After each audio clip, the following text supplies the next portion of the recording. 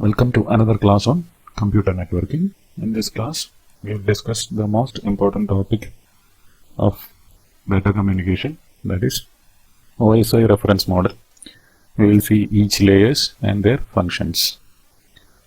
ISO introduced OSI to standardize the computer networking. All the protocols in data communication are to be as per the standard introduced by ISO, which is called OSI.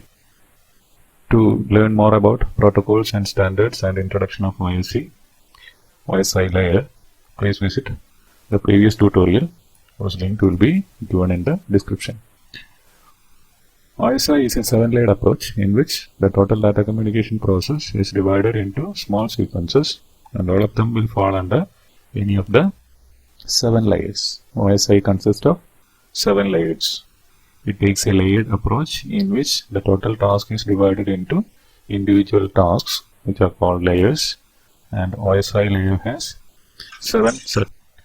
The 7 layers are shown as in the figure. They are application layer, presentation layer, then comes session, transport, network, data link, and physical layer. These are numbered from physical to application 1, 2, 3, 4, 5, 6, 7. This is called the topmost layer, and this is usually called the bottommost layer. As this layer or the 7th layer is very near to the user. It provides the user with services, network services such as file transfer, web browser, email, etc. All the services are provided to the user by the application layer. The application layer is the layer which is very close to the user, so it is called the topmost layer. And the physical layer is the layer which is very near to the media, or physical layer take care of the protocols related to the transmission media. Or in other terms, the bottom 3 layers take care of network related tasks. That is, the devices or nodes interconnected together, that forms a network, and the hardware part is considered by these protocols. It consists of network functions, these 3 layers, and the top 3 layers consist of user related protocols. It provides services to the user, and that related protocols are occupied by these 3 layers, and the bottommost 3 layers consist of the network related protocols, and the 4th layer can be termed as an interface between these two. In this way, we can generally have 7 layers in the OSI model. They are listed like this. A computer or a PC which is connected to the internet and installed with softwares, which is having a Ethernet port, which can be connected by a Ethernet cable or UTP cable. That computer can act as a node which has all these protocols inbuilt inside. Or in other words, we can say the computer acts in all these 7 layers. All these 7 layers are present in the computer in the form of either hardware or software. Before going into the details of the layers, we will examine, or we will study, how an internet connection is established. We will take internet connection from the ISP. ISP such as BSNL or Reliance Jio has so many routers installed and maintained by them. These are all the routers, R1, R2, etc.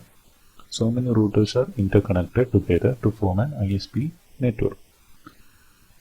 We will be provided with a link to any of the router present near to USP, and it will be connected via a modem. Modem acts as a modem plus router. It also has some router functions, and that is connected to the nearest router of the ISP. This is the internet connection we are taking for lease. And to this modem, we can connect our PC by using RJ45 cable if the PC is having an Ethernet port, or via Wi-Fi if the PC is having a Wi-Fi adapter. We are connected to either via Wi-Fi or by TP cables to the modem, and modem is connected to the nearest ISP router. ISP will be having so many routers, and to this router all the servers such as Google, Yahoo, all of them will have servers, some Facebook, all of them will have servers installed in various cities, and that will be connected to this ISP directly or indirectly through some other ISP network. In short, we can describe our network as a connection of routers attached with servers and client modems. This is the hardware setup for an internet connection. If internet connection is through, or if we are having an internet subscription, we can browse the web or access the services such as email, FTP, file transfer protocol used for file sharing, then remote login. So many services are there, internet services. All these services can be taken or used by the user if you are having an internet connection. Suppose we are typing our google.com address in a web browser. As soon as we type google.com in the web browser and enter, a connection must be established from our PC to the server google.com or the server PC, which acts as the server for Google. The connection must be established from here to here, indicated by the dotted line. By some means, a connection is to be established like this. And what are all the processes involved in this? In this process, what are all the individual parts? What are all the layers? That we are going to see depending on this diagram. This setup you will keep in mind.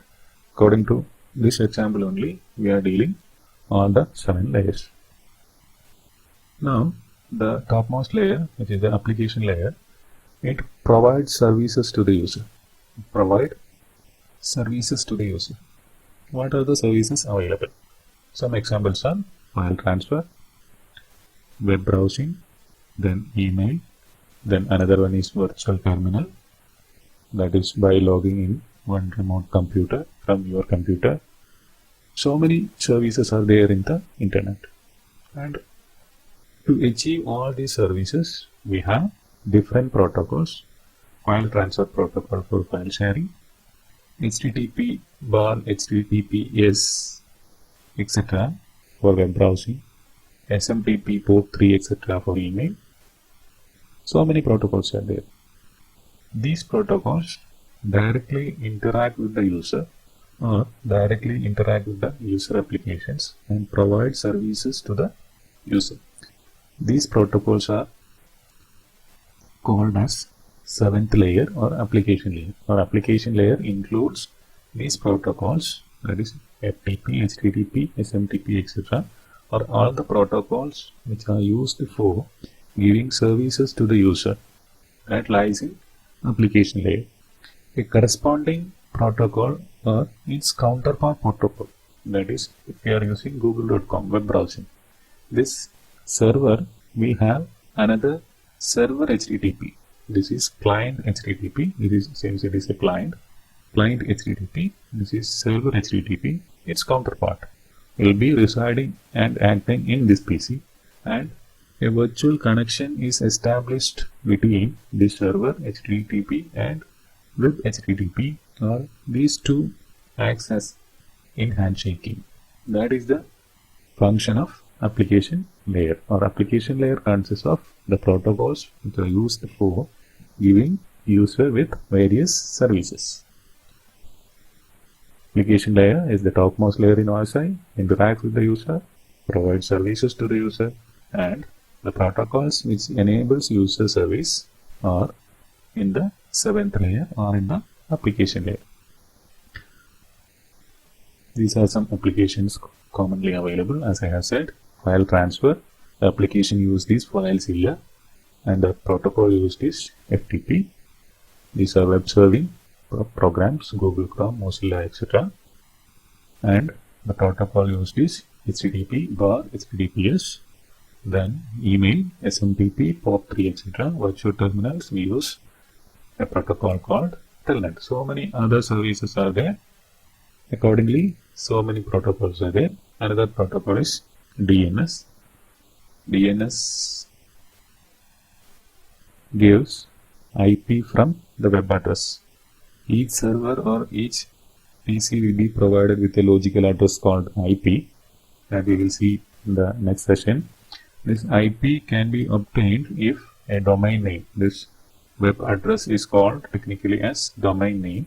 If that domain name is available, we can get its IP from a service called DNS service, and the server established for that purpose is called DNS server, and the protocol used is called DNS. So many protocols are there depending on the service which we are using. Please remember one thing, this application or FileZilla, Google Chrome or email, that is not the 7th layer or that is not the application layer. Application layer is the protocol used for that service.